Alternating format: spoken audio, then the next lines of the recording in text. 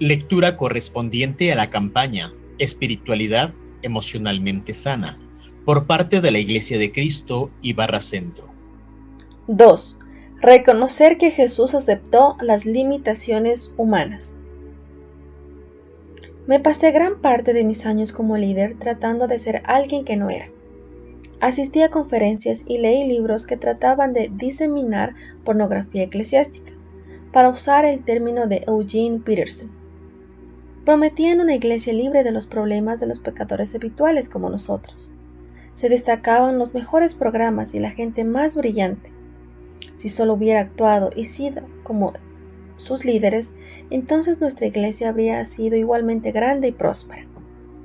El problema era que Dios no me había dado las destrezas y capacidades que le ha dado a esos otros líderes. Traigo otras fuerzas a la tarea de liderazgo.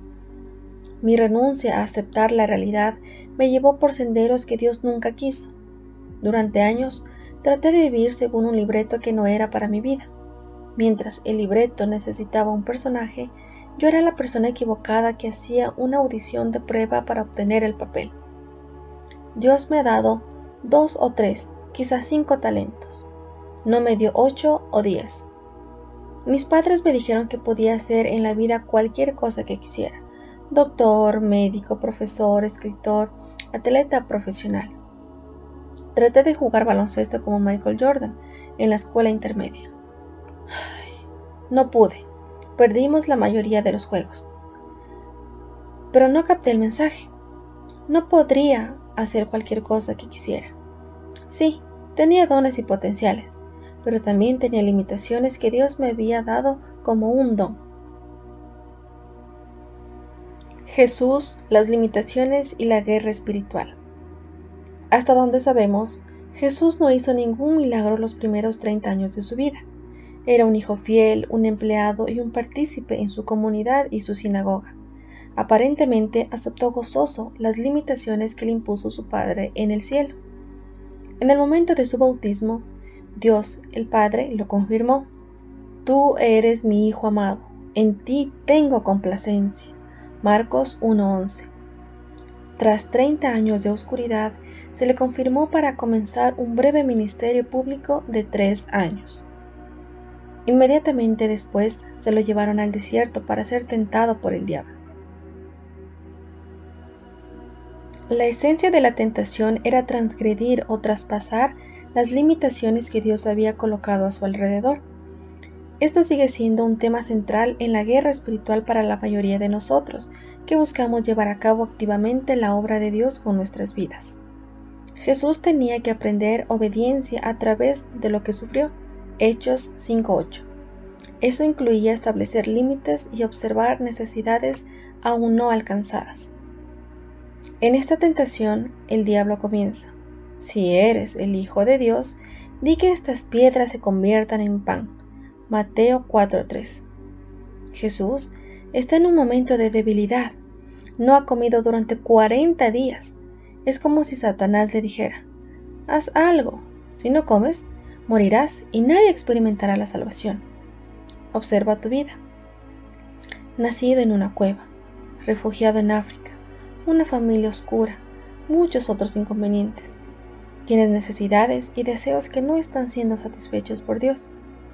¿Cómo puedes ser hijo de Dios y tener tantos problemas? Eres un fracasado. Jesús acepta el don de las limitaciones y las rocas siguen siendo rocas. No aparece ningún maná del cielo, aunque tiene el poder para hacerlo. En la segunda tentación, Satanás conduce a Jesús al punto más elevado de la ciudad santa y lo invita a saltar, demostrando a las multitudes que Dios está realmente con él. Deja que la gente te vea, deja que vean que tienes algo. Ellos piensan que tú no eres nada, un don nadie. Jesús tiene que tomar la decisión de esperar por el cronograma de Dios. Jesús acepta las limitaciones de Dios y baja las escaleras del templo y no hay milagro. No hace nada sensacional para probarse a sí mismo ante nadie. La tercera tentación, yo creo, Nos viene bien a aquellos que servimos en el liderazgo. Llevan a Jesús a un monte elevado y le muestran las tierras, las multitudes y el brillo de Atenas, la gloria de Roma, los tesoros de Egipto, toda Jerusalén, el maravilloso Corinto, junto con todos los reinos de este mundo. Si Jesús solo traspasara esta limitación y se inclinara ante Satanás por solo un momento, entonces podía repetirse. El mundo se salvaría y millones de personas recibirían ayuda ahora. Si Jesús simplemente obviara las limitaciones dispuestas por Dios de la cruz y el sufrimiento, la obra de Dios se realizaría mucho más rápidamente. La temible verdad es que a veces podemos pasar por las limitaciones que Dios nos ha dado y terminar haciendo la obra de Dios sin Dios. Lo sé. Jesús acepta las limitaciones de Dios y desciende al desierto y a la cruz. Las limitaciones de Jesús en medio de necesidades enormes. Jesús no sanó a todas las personas enfermas y endemoniadas en el hospital. No construyó una gran iglesia en Capernaum cuando se le pidió que permaneciera en esa ciudad. Marcos 1, 21 al 45. Rehusó dejar que cierta gente lo siguiera, como el endemoniado gadareno que había sido liberado. Oró toda la noche y escogió solo a 12 como los más cercanos a él. Lucas 6, 12 al 16. Los demás sin duda estaban desilusionados. Jesús no corrió tras las multitudes cuando lo abandonaron tras ofrecer una difícil lección sobre su cuerpo y su sangre. Juan 6, 22 al 71. Jesús no fue en persona a suplir las necesidades de todos en Europa, África, Asia o las Américas, pero oró al final de su vida. He acabado la obra que me diste que hiciese. Juan 17:4. Entonces, ¿por qué siempre siento que hay muy poco tiempo y mucho por hacer? ¿Por qué me siento crónicamente presionado e inquieto en mi interior? ¿Por qué mi vida tiene tan poco margen o flexibilidad? ¿Por qué no siento que he terminado de suplir las necesidades? Empleaba tiempo en la oración y la palabra. Trabajaba en mis prioridades y en mi programación del tiempo.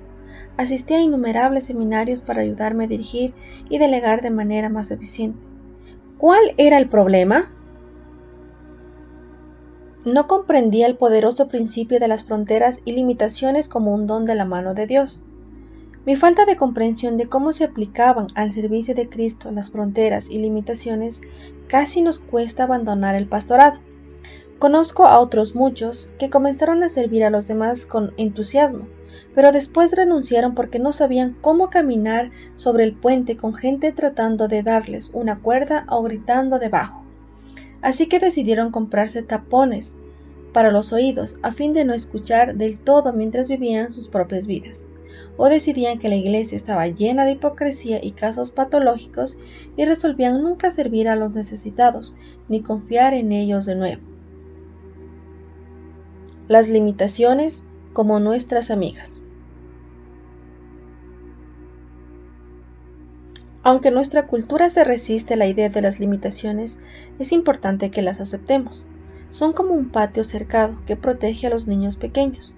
Son las manos de un amigo que nos mantienen con los pies en la tierra para que no nos hagamos daño a nosotros mismos, a otros o a la obra de Dios. Parker Palmer cuenta la historia de cuando se le pidió que fuera presidente de una escuela superior.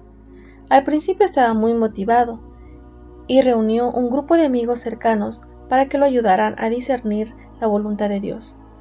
A mediados de la noche alguien preguntó, ¿qué le gustaría de ser presidente? Él contestó, bien, no me gustaría tener que renunciar a mis escritos y clases, no me gustaría la política de la presidencia, sin saber nunca quiénes son tus verdaderos amigos. No me gustaría. La persona que formuló la pregunta la repitió una vez más. ¿Qué es lo que más le gustaría de ser presidente? Palmer dijo a tientas, no me gustaría renunciar a mis vacaciones de verano. No me gustaría tener que vestir de traje y corbata todo el tiempo. No me gustaría. Por último, ofreció la única respuesta sincera que poseía. Supongo que lo que más me gustaría es tener mi foto sobre el papel con la palabra presidente debajo. Al final se dio cuenta que asumir esa posición sería para él y para la escuela un desastre. Retiró su nombre de la lista de candidatos. Palmer cita la vieja historia asídica que señala nuestra tendencia de querer vivir la vida de algún otro que no es la nuestra y la suprema importancia de llegar a ser uno mismo.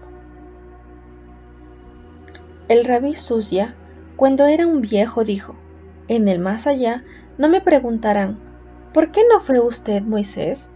Me preguntarán ¿por qué no fue usted Suzia? La verdadera vocación de todo ser humano es, como dijo Kierkegaard, la voluntad de ser uno mismo.